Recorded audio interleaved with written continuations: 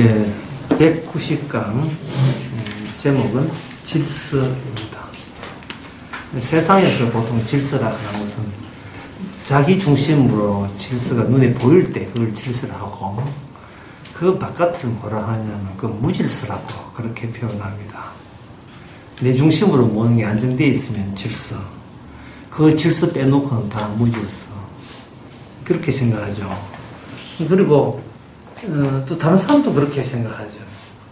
그러한 생각을 좀 비주얼을 보고 믿었습니다. 연못에 있는데 위에서 비가 떨어진다. 그러면 그 물방울이 떨어지는 그 부분만 파동이 생기죠. 동글동글한 파동이 떨어질 때마다 생기죠. 동글동글한 것이 여러 군데 있다. 사람들은 세상을 바로 사람이 있고 사람 주변에 질서가 형성되고 또 다른 사람도 그렇게 질서가 형성되고 그 중간에는 질서가 없는 무질서다, 그렇게 생각하는데, 그러나 그 사람을 다 한번 치워버렸다 칩시다. 예를 들어서 어떤 사람들이 있는데 사람들이 다 비워지고 거기에 아무도 안 산다 합시다. 과연 그것이 무질서이겠는가 한번 따져볼 필요가 있습니다. 그만큼 인간들이 말하는 질서와 무질서가 얼마나 자기 위주로 일방적으로 그렇게 형성되었는가를 제가 말씀드리는 겁니다. 왜 이 말씀을 드리냐 하면은, 사람이 하나님을 섬기면서 자꾸 감사할 것에 대해서 미리 당겨서 생각하는 경향이 있어요. 그 감사할 게 뭐냐 하면은 자기의 소원대로 되는 거, 자기의 뜻대로 되는 거, 자기의 기대대로 될 때, 그 주의 뜻을 자기의 소망대로 될 때, 그것은 하나님이 주신 질서라고 생각하는 겁니다. 예를 들면 교회가 두 군데 있는데, 내가 이 담임 목사고 저쪽에 또 교회 목사 있겠죠. 그런데 어느 날부터 내 교회에 있던 교인들이 저쪽 교회로 다 가버렸다. 하나둘 빠져나간다. 그러면 그게 무질서일까요? 그러면 그게 기분 좋은 일일까요? 사람들이 자기 중심으로 질서를 잡다 보니까 교인들이 빠져나와서 옆에 교회 이렇게 간다든지, 또는 음식 가게가 있다면 두 개의 가게가 동시에 있는데 어느 날 보니까 손님들이 저기 라이벌 가게로 다 빠져나갈 때 그것을 무질서라고, 참 세상 엉망이야, 엉망진창으로 돌아가는구나, 이렇게 푸념할 수가 있느냐 이 말입니다. 우리 지금 모든 문제가 뭐냐면, 내가 여기에 이 세상에 여기에 턱하니 있다는 것을 너무 당연시하는 경향이 있어요. 내가 여기 있고 세상을 보다 보니까 정말 하나님의 뜻, 하나님의 의미라는 것은 아무리 수수하게 하나님의 뜻, 의미를 찾더라도 나 자신에게 이익이 되고 나의 소망과 합치된다고 생각한다면 그건 일방적으로 그 좋은 뜻의 의미로 그렇게 간주하는 버릇이 있습니다. 참 세상은 질서 잡혔어, 이렇게 되는 거예요. 그러면 성경을 아무리 봐도 자기 중심적으로 성경 보기 때문에 성경 해석 자체를 본인이 지금 회방하고 있는 겁니다. 그러나 창세기 1장부터 성경 전체를 보게 되면 성경에는 인간의 있음을 긍정하지 않습니다. 오히려 하나님이 천지를 창조하실 때 하나님의 뜻이 함께 창조 속에 함께 있다는 것을 알려줍니다. 그러면 비록 내가 이 땅에서 죽는다 할지라도, 또는 내가 자기한테 너무 실망스러운 일이 있다 할지라도, 자기 입장에서는 그게 무질서고 엉망이고 개파이고 혼돈이겠지만, 주님 보시기에는 내가 죽든지 살든지 그건 전혀 상관없이 꾸준하게 주님은 자기의 뜻대로, 의미대로, 계획대로, 약속대로 그냥 꾸준히 질서 잡혀 가고 있는 거예요. 이 말은 얼마나 우리가 평소에 내가 여기 있다는 그 자체가 주님의 뜻에 충돌을 일으키냐를 제가 말씀드리는 겁니다. 이것은 또 무엇에 비유할 수 있냐 하면 어린애들이 가정사정을 어린애 2살, 3살 문에 그 집 가정사정을 알겠어요? 모르잖아요. 모르는데 지금 가정에 어떤 일이 일어난 것도 모르고 그냥 배고프다고 밥 달라고 쨍쨍 우는 것과 똑같은 거예요. 애는 자기 배고픔만 생각하는 거예요.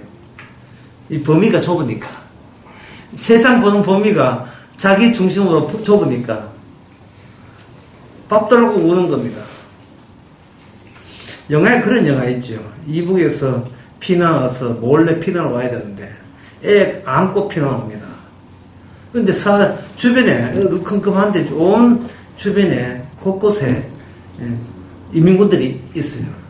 이런 상황에서 조용히 해야 무사히 탈출이 가능해요. 이것이 어른들의 생각, 어른들의 질서입니다. 근데 애의 질서는 배고픈 게 질서예요. 지금 인문구 있느냐 애는 관계없어요. 그냥 배고프면 우는 겁니다. 부모는 입틀을 막는데 급급하고. 바로 그 모습을 보게 되면 우리가 성경을 보기 전에 보는 그 입장이 얼마나 철이 없이 살아가고 있다는가. 그걸 우리가 확정할 수 있어요. 어떤 사람 말합니다. 나 이거 좀 신앙생활 좀 하게 되면 좀 오래 하면 철 나겠지 이렇게 하는데 사람이 80, 90이 돼도 점점 더 자기밖에 모른다는 그 성격은 더 심화될 뿐이지 그거는 근본적인 문제가 아닙니다. 그러면 이 세상에는 질서가 그러면 단 하나밖에 없는가? 그럼 하나밖에 없는 질서가 이러한 인간들의 악행, 인간들의 자기 위주, 이기주의 이것 때문에 질서가 두 가지 색깔을 띠고 있습니다. 그것이 시편 1편에 나옵니다. 복 있는 사람은 악인의 길을 쫓지 아니하며 죄인의 길에 서지 아니하며 오만한 자의 자리에 앉지 아니하고 이렇게 되어 있어요. 여기에 보세요. 분류를 해보면 복 있는 사람 따로 있죠. 그리고 그 맞은편에 누가 있어요? 악인이 있고 죄인이 있고 오만한 자 있죠. 이게 하나님 만든 질서입니다. 하나님이 만든 질서라 하는 것은 누가 이 세상에 이미 오직 여호와 율법을 즐거워하며 주야를 묵상하는 자가 바로 복 있는 사람이니까 이들은 자기 입장을 생각하지 않고 율법으로 짜여진 세상 입장으로 생각하는 거예요. 하나님의 안목으로. 그렇다면 이 복 있는 사람 맞은편에 있는 악인과 죄인과 오만한 자의 공통점이 있어요. 그건 뭐냐 하면 세상을 볼 때 자기 이익과 자기 행복과 자기 편리 위주로 세상을 보는 사람은 모조리 율법의 정신에 어긋나는 바로 죄인이 되고 악인이 되고 오만한 자가 되는 겁니다. 그렇다면 우리는 그러면 율법 중심으로 살면 되지 않겠느냐 이런 생각을 갖겠죠. 그런데 말입니다. 이 세상에 율법만 생각하는 사람은 딱 한 사람밖에 없어요. 예수님밖에 없습니다. 복 있는 사람은 다시 구원을 이야기하고 천국을 이야기하고 복받아 마땅해라는 권리를 가진 사람은 이 세상에 예수님밖에 없어요. 다른 사람은 구원해달라니 복달라니 천국 보내달라니 요청할 수 있는 권한이 없습니다. 왜? 자기 입장에서 출발하기 때문에요. 모든 성경에서는. 자, 그렇다면 천국 가서 어떻게 갔는가? 그 율법이 축 늘어져서 율법은 주님이 제하거든요. 그 율법이 축 늘어져서 우리께 와닿았다면 우리는 바로 내가 죄인이며 오만한 자이며 악행자라고 하는 것을 인정을 할 때 그 사람은 그동안 자기 위주로 살아왔다는 것이 이게 허상이며 이거는 하나의 허구에 불과하고 율법에 맞추어서 율법이 찾아왔으니까 율법에 맞추어서 율법에 의해서 시편 1편을 증명하기 위해서 복 있는 사람은 이런 사람이고 그분은 예수님밖에 없으면 나머지 모든 사람은 죄인이라는 것을 증명하기 위해서 의도적으로 주께서 우리를 활용하신 거예요. 찾아오신 거예요.